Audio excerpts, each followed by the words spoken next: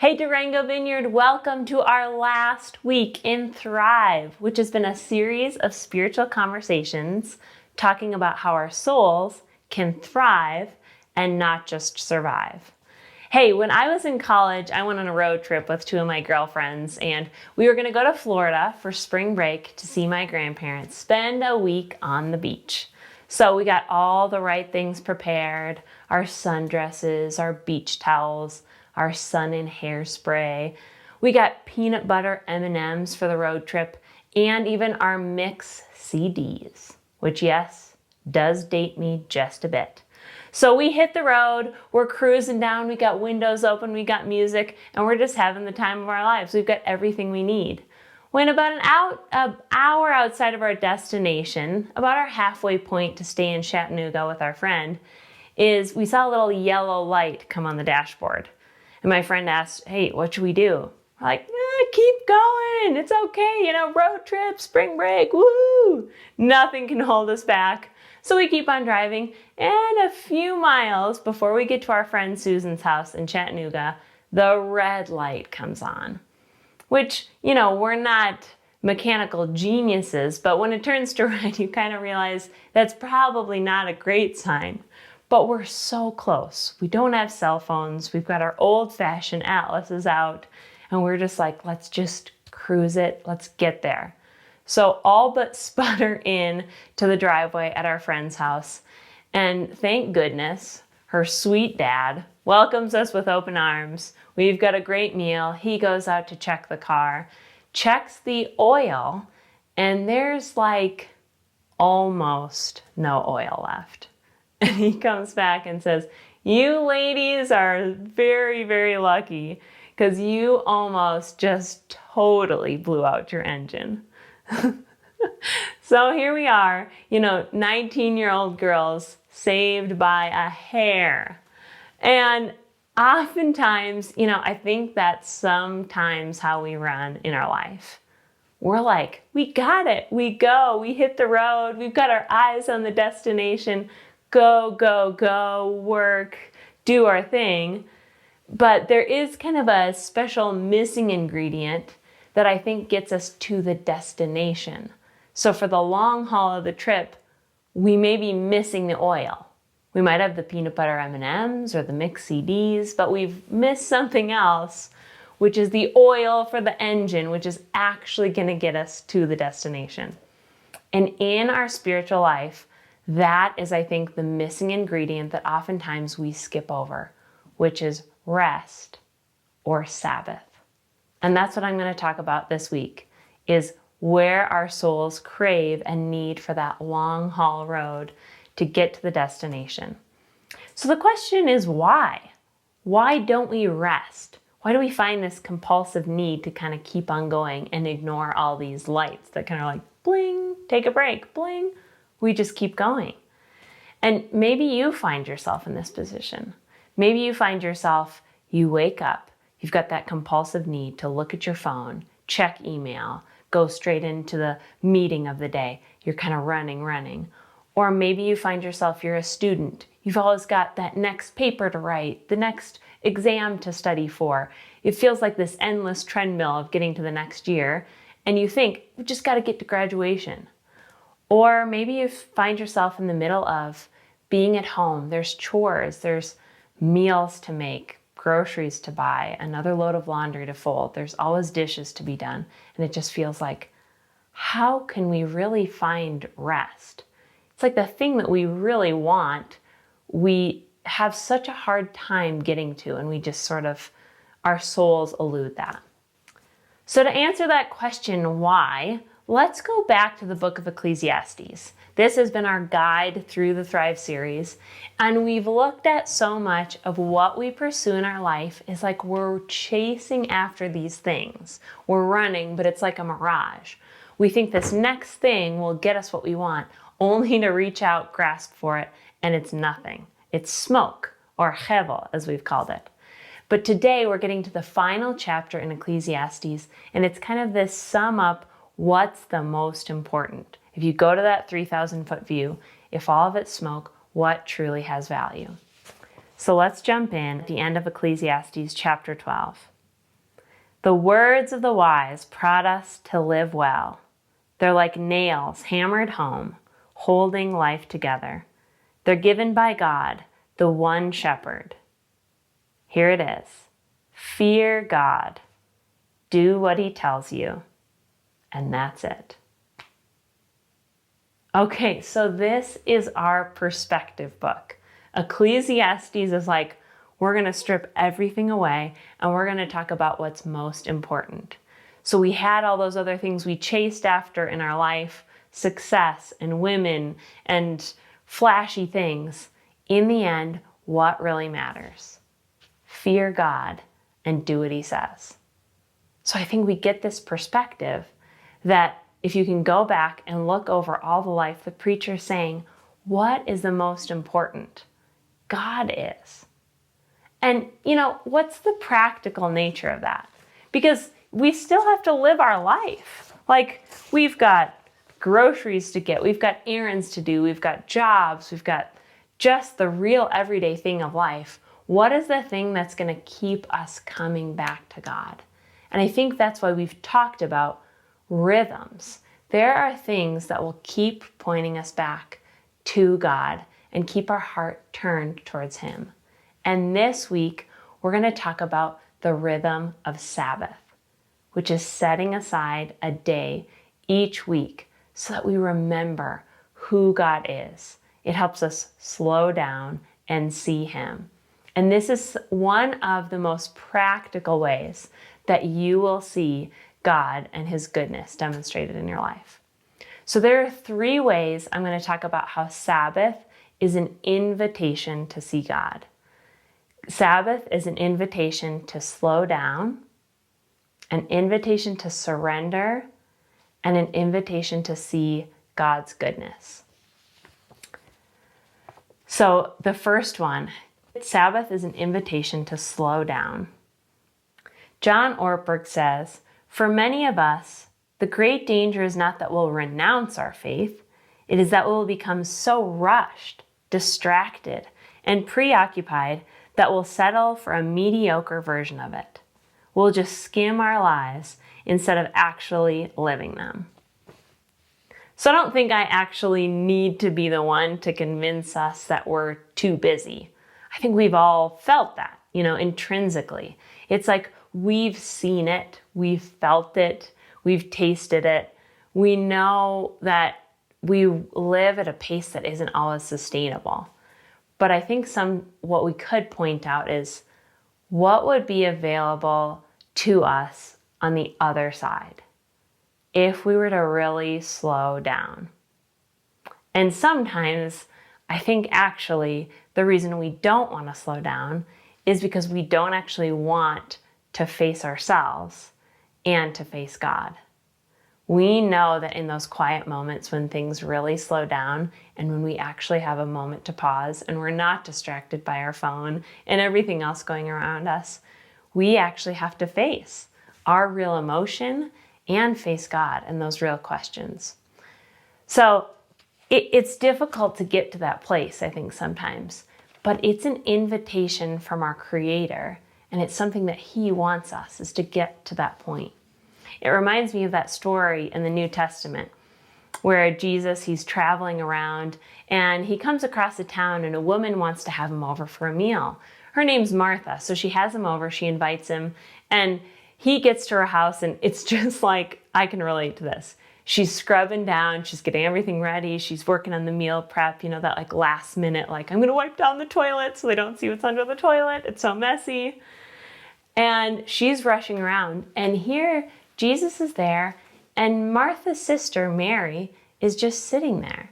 So she's just with Jesus at his feet. You get just the sense that she's like hanging on his every word.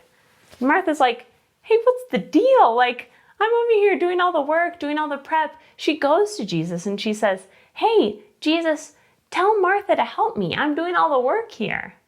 And what Jesus says is so good here. He says, oh, Martha, Martha, you're anxious and troubled about many things, but one thing is necessary. Mary has chosen the good portion, which will not be taken from her. And this is the choice of Sabbath.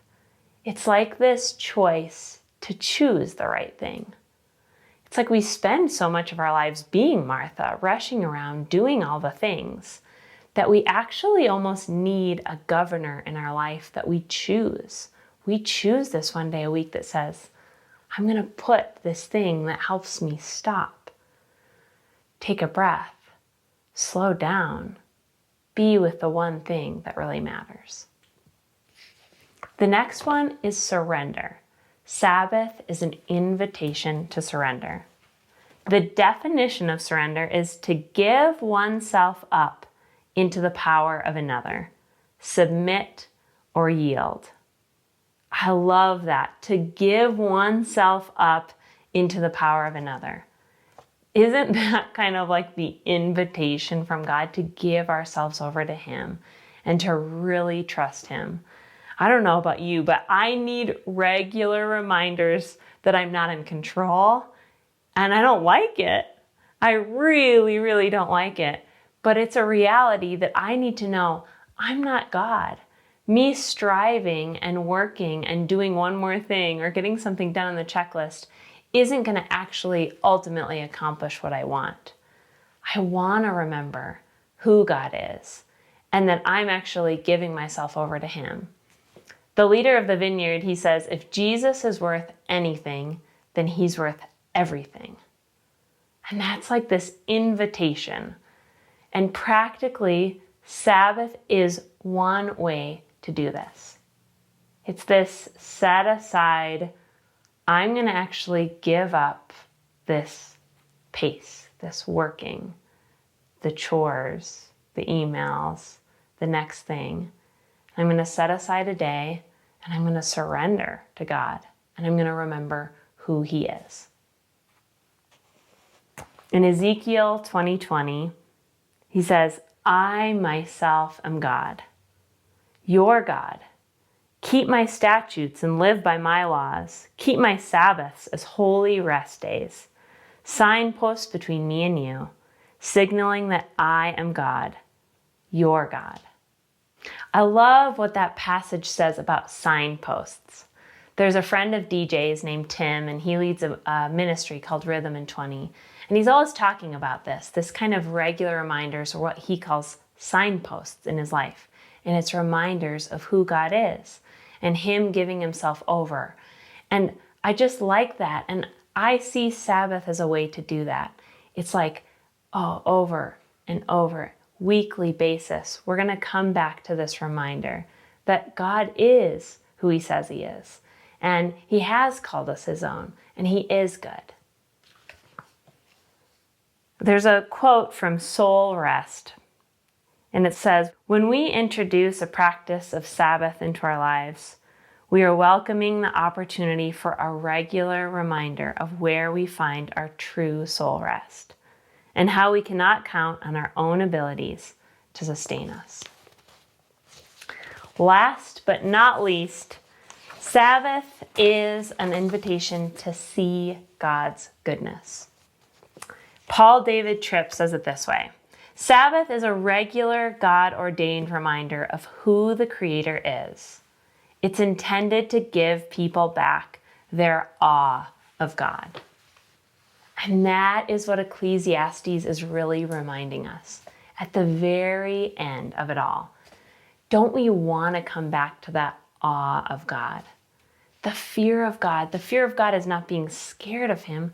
The fear of God is being so taken over by how good He is, seeing Him in everything, seeing that we're not just chasing after the next thing, but ultimately our destination is God, to be connected with Him, to live His ways. And that's what I love about it. In the end, everything else could be smoke, but if we set our hearts on God, there actually is more meaning to all the other things along the way.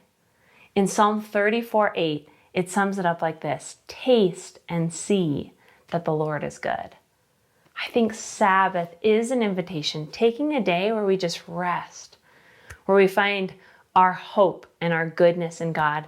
It's actually God's invitation to say, hey, come see that I'm good. Take a little break. Take a pause, taste it and see it. Like literally, eat good food, do fun things, do things that bring your soul to life and bring you just relaxing, life-giving energy. It's a practical reminder too for me that God has ultimately done the work. Jesus has come. He has paid fully by his work on the cross. And I don't have to work for that salvation. I don't have to do anything to earn it. God is enough. And this is a practical way to live that out. So, okay, speaking of practicals, I want to end just on that practical note, just giving a few highlights. So honestly, I feel like if we could taste this, see it, really experience it as a Christian community, what if all of us across the world that followed Jesus, we took one whole day and we didn't work. We didn't do chores. We didn't go crazy and strive. We rested. We slowed down. We surrendered and we see God's goodness. We taste it and we see it. I think it would honestly transform our world. And the reason I say this is because this is personal experience for me, and that's why I get so pumped about talking about this, is 7 years ago, we started practicing this as a family, and we had come from a lifestyle that we worked full-time during the week. I worked full-time at a job, DJ worked at a church, and then we also did ministry all weekend. We had services all weekend. So we really never had a day off. We just was kind of on and on and on. Well, when we moved to Durango, we started really taking the practice, the rhythm of Sabbath seriously, where we would just say, okay, we're going to take a day where we're not going to do chores or work. We're going to do something fun. We kind of started running it through this grid. Is it life-giving? Is it restful? And will it fill my soul? Those are kind of the questions we'd ask on a Sabbath. And we bumbled through it largely for the first year. Sometimes finding ourselves just struggling through it, but finding these little rhythms. Is it life-giving? Is it restful? And will it fill my soul? And we would do those things on that day set aside. And so a couple practicals that we found in the last few years that have been so life-giving for us is we've just seen the Sabbath. We honestly set aside a day. Our day is Sunday. We just take Sunday and we take the day off. One really practical thing is we just kind of take a break from some of the regular things of life. A break from work.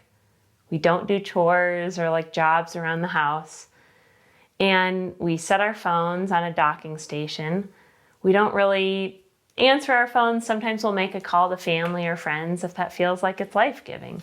But otherwise, it's just kind of, we don't do social media or email on that day. It's just a break from kind of all the like normal things of life so that we can really be centered on resting, experiencing time with our family and with God. So that's one of the practicals. Another thing is it does take some prep the day before. So we've found this as we've kind of gotten into this rhythm over the years, but like a lot of times you'll find me Saturday night like screwing around, getting a bunch of stuff done, folding clothes, putting away dishes, all that stuff, meal prep a little bit, so that Sunday can just be a chill day. And you may find us, taking a hike or going out on the river. You may just find us lying around, reading, kind of chilling that day. The last thing is, this is not one of those rhythms that's like a one and done. This is going to be fruit over a long season.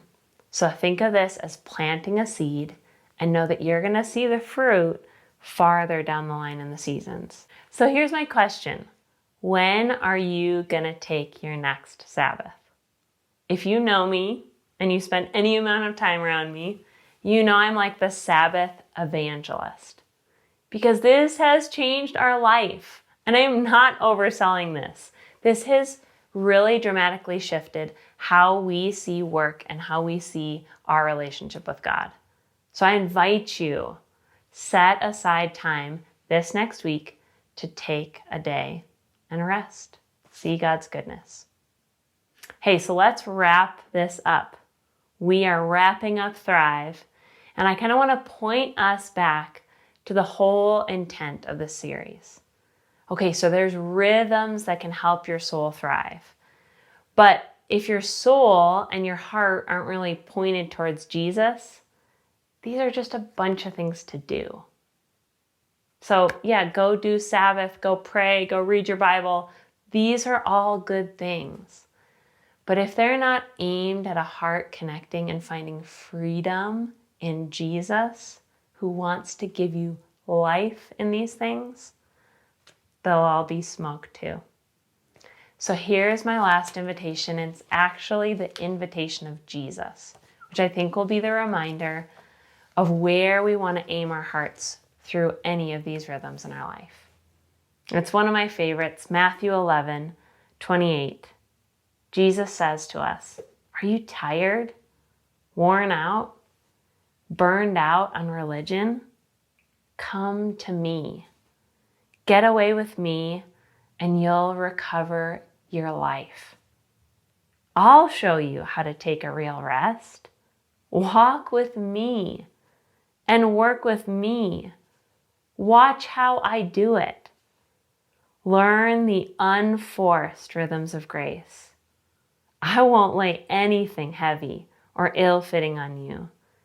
Keep company with me and you'll learn to live freely and lightly."